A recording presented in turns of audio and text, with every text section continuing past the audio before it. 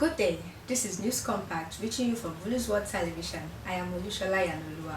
First headlines.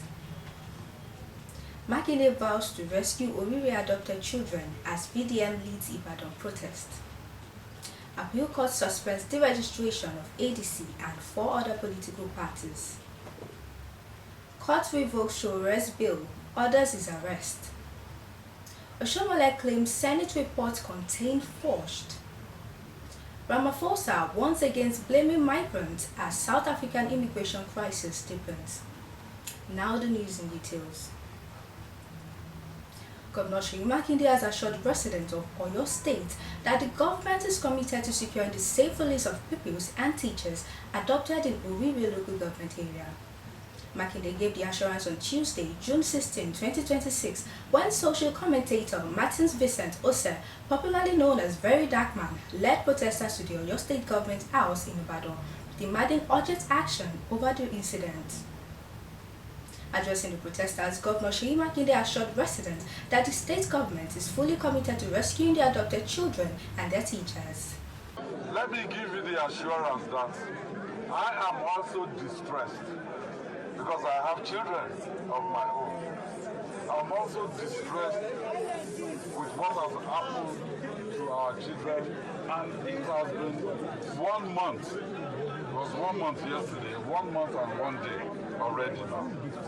So the operation to rescue them is a special type of operation if we don't want to lose any of those children. I give you the assurance that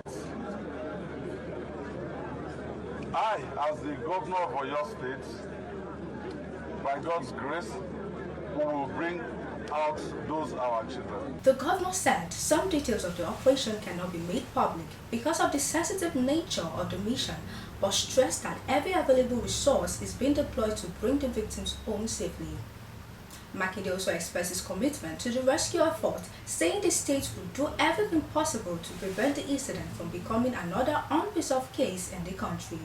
If government starts negotiating with bandits, it means we're surrendering sovereignty to the bandits. But in this special situation, if we want those children alive, we have to bend backwards. But once the children are out, I give you the assurance that it will not occur again in Oyo State.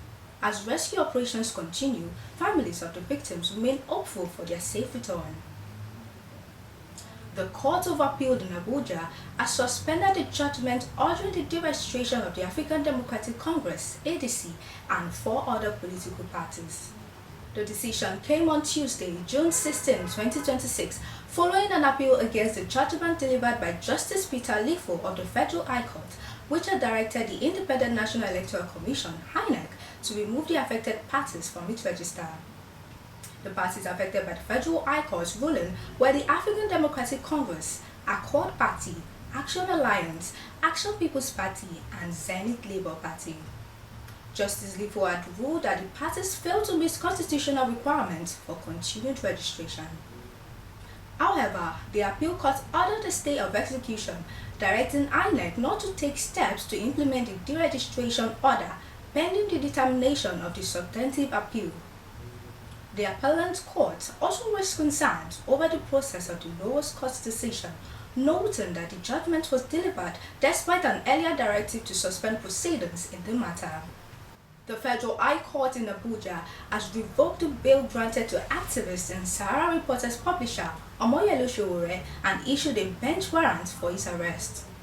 The order was made on Tuesday, June 16, 2026, after Sowore failed to appear in court for proceedings in his ongoing cybercrime. The case, which was brought by the Department of State Services, is linked to allegations that Sowore made defamatory and offensive statements against President Bola Ahmed Tinubu on social media. Sowore had pleaded not guilty to the charges. During the court sitting, Prosecution Counsel Iyanuoluwa urged the court to revoke Sowore's bail, arguing that he failed to appear despite being aware of the hearing date. Sowore's lawyers explained that he had earlier been at the court but was informed that proceedings would not hold. However, the judge ruled that the explanation was not enough excuse for his absence. Justice Mohammed Umar subsequently revoked the bail and ordered that Sowore be arrested and brought before the court. The matter has now taken a new turn as the trial continues. Senator Adams Oshiomhole has alleged that some signatures on the Senate report recommending the suspension of Senator Natasha Akpoti-Uduaghan were forged. The Edo North senator made the claim on June 16, 2026 during an interview questioning the process that led to Akpoti-Uduaghan's suspension. Oshiomhole alleged that some lawmakers listed as signatories on the report did not actually endorse the document. He mentioned Senator Oriire Kingibe, saying she questioned why her name appeared on the report despite not signing it. Because there are even people who claim that their signatures were forged on that document. I mean, someone like Senator Kingibe. She told me, but I didn't sign that report. I didn't agree with the court, but her name was published. He explained that committee members are expected to sign reports to show agreement, while those who disagree can choose not to endorse them. The committee decides and agree on their findings and specific recommendations, and the members of the committee are expected to sign that report. Yes. So that it is the collective decision of members of the committee. So where many don't accept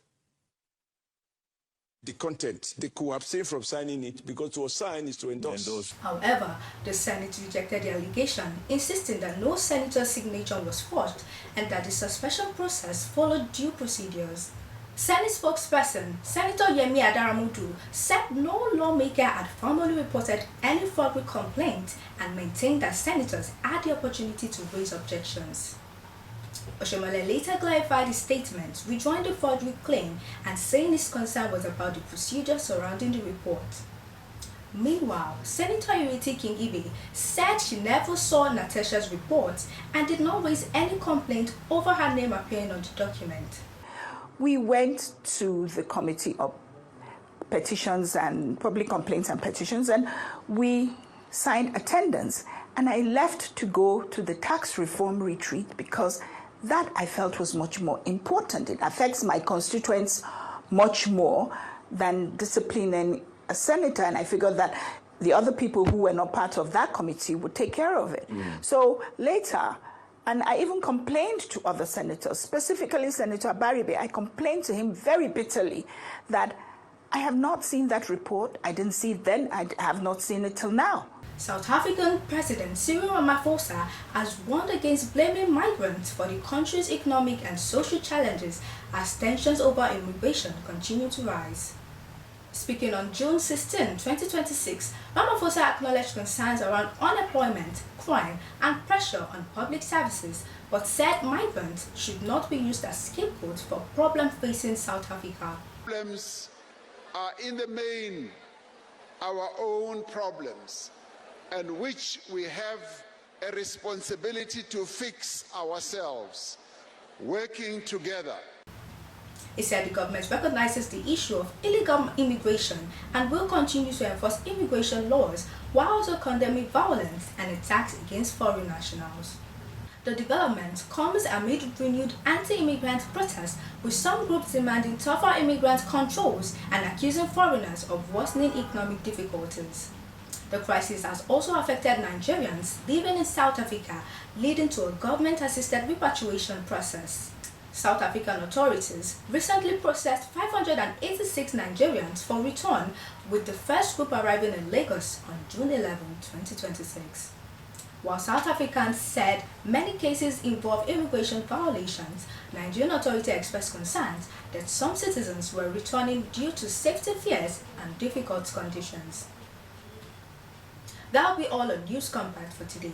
For more updates, do visit our website at www.rulesworthtelevision.com. Do visit our social media handle, RulesWorth TV, and do follow us on all our social media pages, X, TikTok, Instagram, Facebook, YouTube, all at Olusola Television. Once again, I am Olusola Iyanuoluwa. Thanks for watching.